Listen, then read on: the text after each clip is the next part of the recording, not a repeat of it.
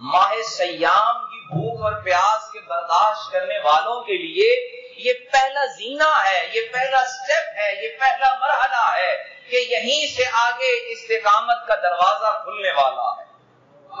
فرمایا کہ جن نے رب اللہ کو مانا ہے نا، ان کے لیے استقامت کا پھر بڑا ہی لمبا سبق کھلا ہے۔ ثم استقاموا، مگر ہوا کیا ہے کہ جنہوں نے اللہ کو رب مان لیا ہے، وہ علامہ صاحب نے کہا نا، یہ شہادت گاہ الفت میں ہے قدم رکھنا۔ لوگ آسان سمجھتے ہیں مسلمان ہونا، لوگ بڑے آسانی سے کہہ رہے ہیں ہم مسلمان ہو گئے ہیں جی، جنت ہمارے لیے لازم ہو گئی ہے جی، شفاعت ہمیں ملنے والی ہے۔ ہاں شفاعت بھی ملنے والی ہے اور جنت بھی ہر مومن کا حصہ بننے والی ہے، مگر اس سے پہلے قالوا ربنا اللہ، جس نے اللہ کو رب مانا نا، ثم استقاموا، پھر اس کے لیے لازم ہے کہ استقامت دکھائے۔ اب حالت یہ ہے کہ آج دن میں نے ایک جوان کو دیکھا، 40-42 سال کی عمر، کوئی گئی گزری عمر نہیں ہوتی، 6.5 فٹ سے زیادہ قد ہے، اچھی بھلی صحت ہے، بس بازو میں ایک درد ہو گیا جی، روزہ چھوڑ دیا ہے۔ حالانکہ کوئی شرعی عذر نہیں ہے، کوئی شرعی عذر نہیں ہے۔ ارے اللہ کو رب ماننے والوں اور محمد رسول اللہ کی نبوت کا دم بھرنے والوں اور قرآن کو اپنی آخری کتاب سمجھنے والوں اور قیامت کے دن شفاعت کے حقدار بننے والوں اور کل قبر میں حضور کی شفاعت کے حقدار بننے والوں، یہ سارا معاملہ اتنا آسان بھی نہیں ہے۔ یہ اللہ کو رب کہنے کے بعد، اس کو رب ماننے کے بعد بڑی ذمہ داریاں بھی عائد ہوتی ہیں۔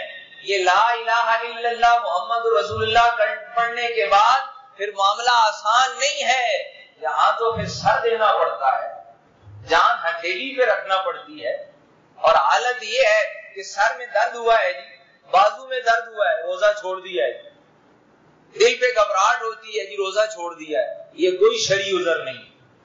سمجھ لیجئے کہ کوئی شرعی عذر آج کی ہماری زندگی میں لائق نہیں ہے کہ روزہ چھوڑ دیا جائے۔ بی پی اپ ڈاؤن ہو رہا ہے جی، بی پی ہائی ہو گیا جی، لو ہو گیا ہے، کوئی شرعی عذر نہیں ہے۔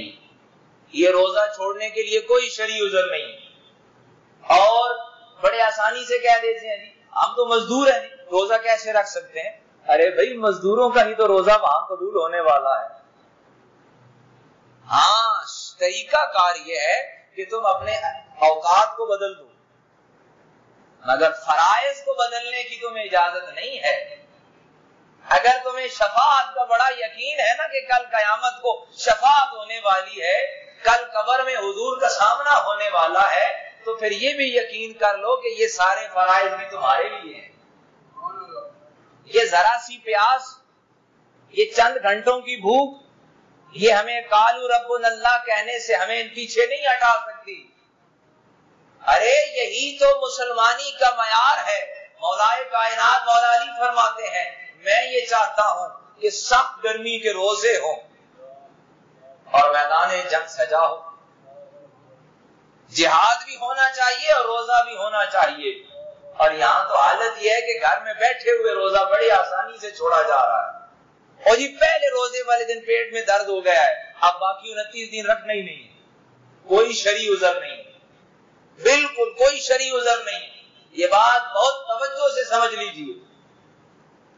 یہ جو ہم کہتے ہیں نا کہ ہمارے لیے شفاعت ہونے والی ہے، ہمارے لیے جنت مقرر کر دی گئی ہے، ہاں کر دی گئی ہے، مگر پہلے شرط یہ ہے ان الذین قالوا ربنا اللہ ثم استقاموا، اللہ کو رب مان رہے ہو نا، پھر استقامت دکھاؤ، اور یہی معیار ہے مسلمانی کا۔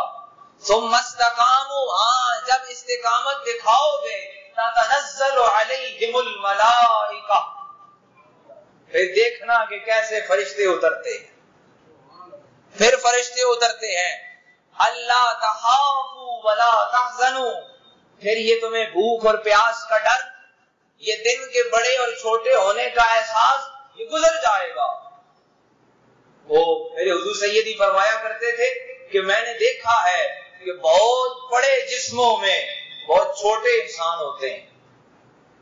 قوی الجسا 6.5 فٹ کا کئی من وزن اور اندر بڑا چھوٹا سا انسان, اور کئی بہت نحیف کمزور ناتوان چھوٹا سا قد اور ان میں بڑا مضبوط انسان. وہ انسان کیا ہے؟ وہ اپنے ارادے کے ساتھ ہے, ایمانی ارادے کے ساتھ ہے, جذبہ ایمانی کے ساتھ ہے, اور روزہ جذبہ ایمانی کے سوا کچھ نہیں ہے.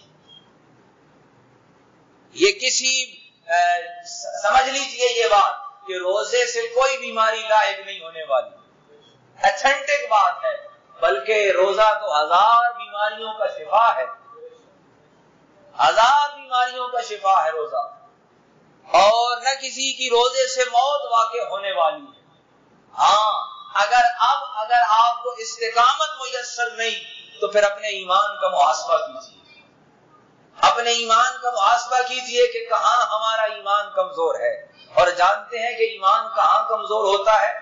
بزرگان دین فرماتے ہیں کہ ایمان کمزور ہوتا ہے رزق کے جو ذرائع ہیں ان کے حلال ہونے میں شک شبہ ہو. یہ پہلی شرط ہے کہ ایمان وہاں کمزور پڑتا ہے جہاں حصول رزق کے جو ذرائع ہیں ان کی جانچ پرکھ نہ ہو. پھر یہی ہوتا ہے کہ بہت بڑا انسان, بہت بڑا جسم, اور اندر سے انتہائی کمزور انسان. اور جہاں حلال پاک اور طیب رزق میسر ہو وہاں پہ کمزور ناتوان سا جسم بھی بہت مضبوط انسان لیے ہوئے ہوتا ہے. وہ بدر کا میدان کا تذکرہ ہم کل بھی کر رہے تھے نا, وہ چھوٹے بچے 10-12 سال کے, وہ کیا تھا؟ وہ جذبہ ایمانی تھا.